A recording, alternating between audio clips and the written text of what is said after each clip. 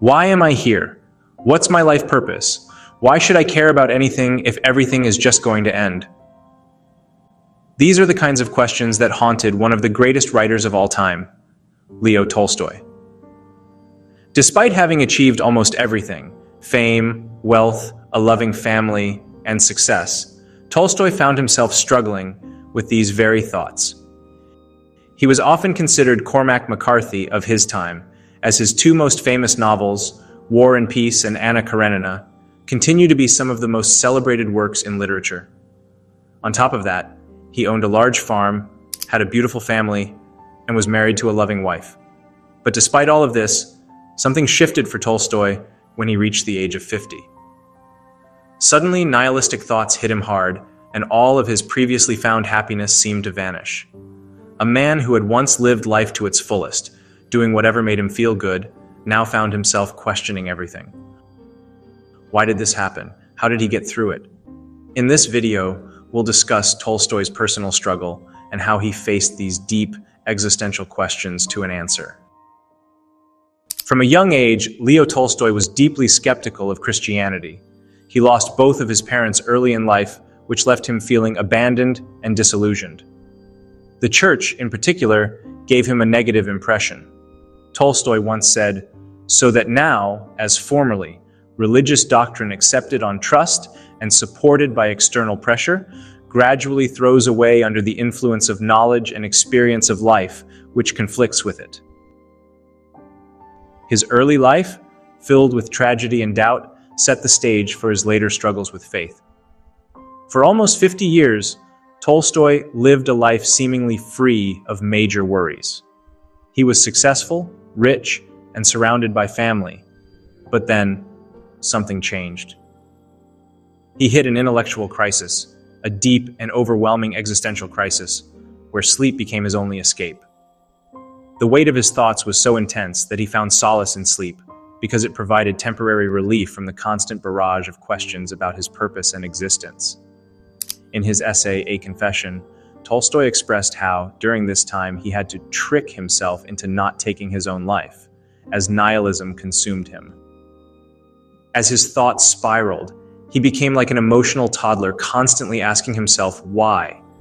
Why life? Why existence? Why death? He believed there was something fundamentally wrong with his soul.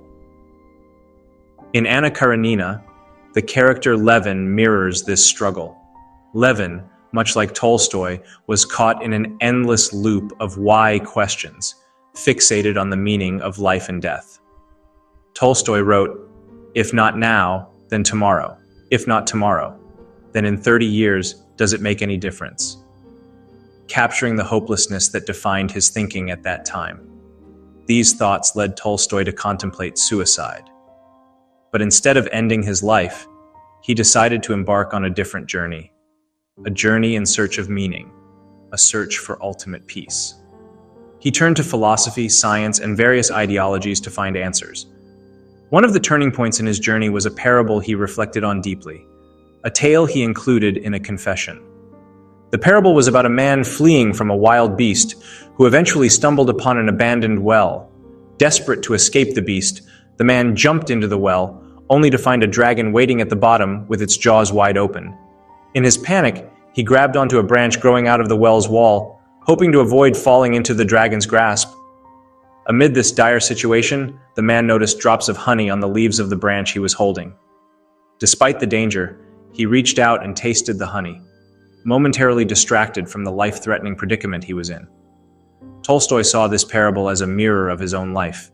He recognized that, like the man in the well, he was caught between two extremes: the wild beast of existential dread above him, and the dragon of death waiting below.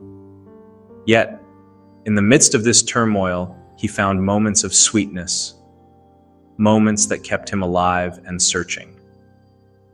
Rather than give in to the dragon's jaws, Tolstoy chose to seek meaning, exploring almost every ideology. First, he turned to philosophy and science. Tolstoy read the works of multiple philosophers, including Solomon, Socrates, and Buddha, but he did not find complete answers in any of them. He felt that these teachings ultimately led to one simple conclusion: Happy is he who has not been born. Death is better than life, and one must free oneself from life. On the other hand, Tolstoy also explored science, which he believed offered knowledge, but found little solace there. He viewed Darwinism as embodying nihilism, suggesting that humans are nothing but an accidental creation in the universe. According to biology, we are merely lumps of energy, valuable only when we are healthy, and destined for death once our cells grow old. To Tolstoy, science offered no comfort regarding life's purpose or how one could live a happy life free from the existential thoughts that haunted him. Disillusioned with both philosophy and science, Tolstoy turned to studying and observing the people around him. After much reflection, he concluded that for people in his circle, there were 4 ways out of the terrible position in which we are all placed. The first way is accepting the absurdity of life. I find a lot of commonality between Albert Camus' philosophy and Tolstoy's perspective on existence, especially in their shared view of absurdism. Tolstoy observed that one way people cope with the absurdity of life is simply by ignoring it. They do nothing about it. They don't overthink it. Life is absurd, so what? They just live it. Camus also argued that instead of succumbing to despair or nihilism in the face of absurdity, we should adopt an attitude of defiance and resilience. The key is to keep a mindset of, so what? So what if you can't find the answer? Just go have a coffee with your wife and forget about it. However, Tolstoy didn't think this could be a lasting solution. How can you stay ignorant when you have a fully functioning mind, constantly pushing you to think about your existence? The deaths of loved ones or personal struggles can make these thoughts even harder to ignore. Eventually, the weight of nihilism overtakes, and absurdism no longer works.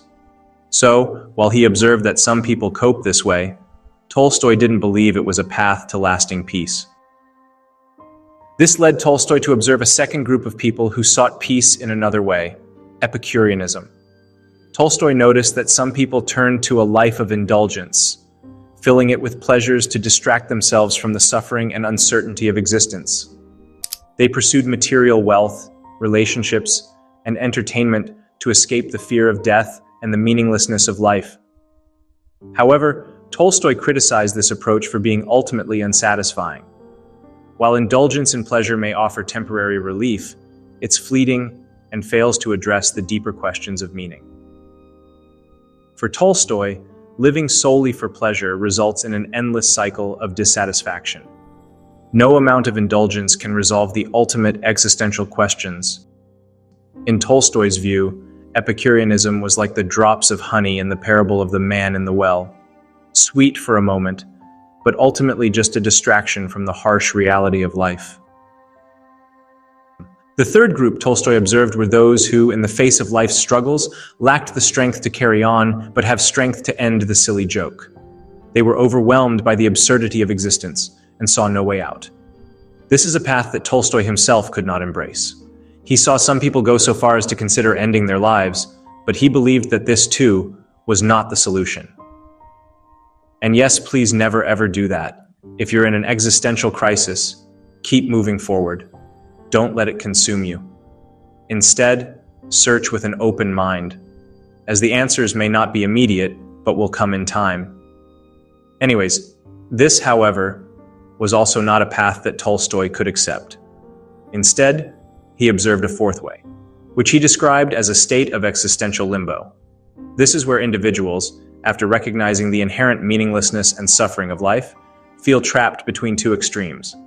They acknowledge the futility of existence, its suffering, the inevitability of death, and the absence of inherent purpose, but they lack the strength, hope, or energy to act on it. Tolstoy noticed that, unlike those who actively seek pleasure, find solace in faith, or even those who consider suicide as a way to escape their suffering, these individuals do nothing at all. They don't reject life, but neither do they embrace it. They are caught in a state of passive resignation. They recognize the problem, but feel too drained or defeated to confront it. This is not an active choice to continue living. Rather, it's a form of numb endurance, a kind of spiritual exhaustion. These individuals simply exist, unable to move forward. It's not so much about embracing life or rejecting it, but rather about existing in a suspended state, unable to act or find any form of meaning or peace. Tolstoy saw this as the weakest form of living because it offers no resolution, no progress. The individual is fully aware of life's absurdity and the existential challenges, but remains stuck in a standstill, unable to seek purpose or hope. This state of limbo leaves them emotionally and spiritually paralyzed. They remain suspended in their suffering, with no movement in any direction, and no real possibility of finding peace or meaning in their lives. After studying various theologies and observing people, Tolstoy experienced a profound revelation.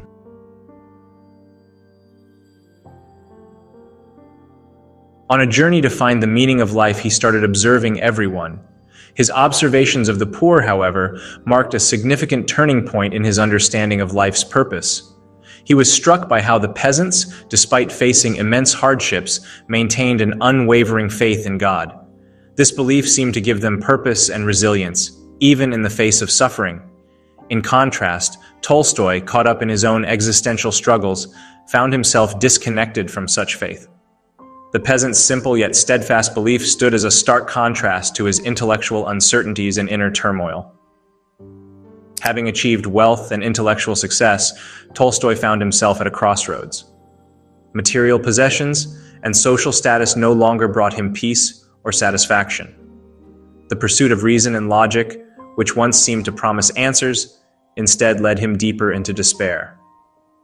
This mirrored the dark moments of doubt Levin experienced in Anna Karenina, where the search for meaning appeared futile and unresolved.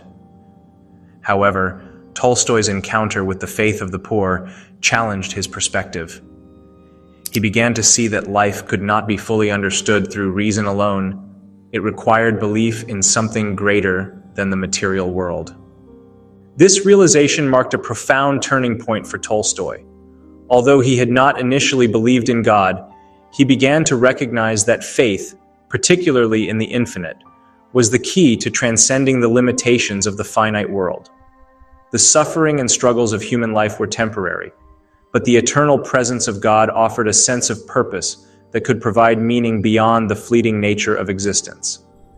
In this newfound understanding, faith became not just an intellectual concept, but a way of enduring life's challenges and finding meaning in the face of suffering.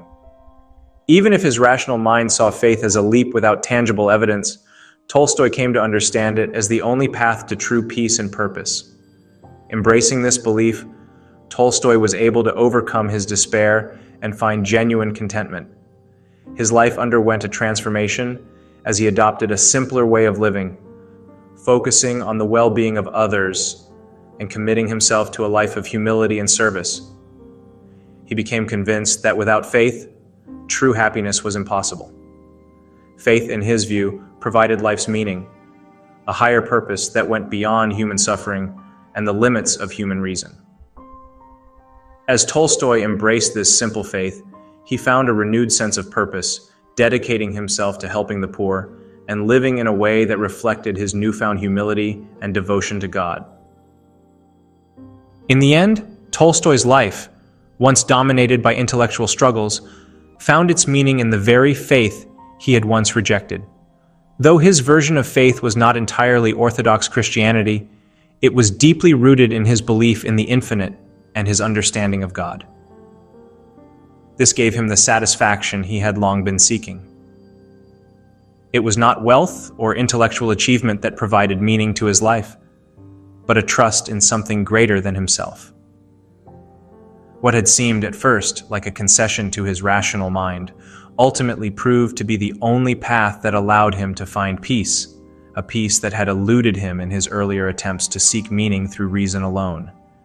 He began living a more modest life, giving away much of his wealth, which his family did not appreciate.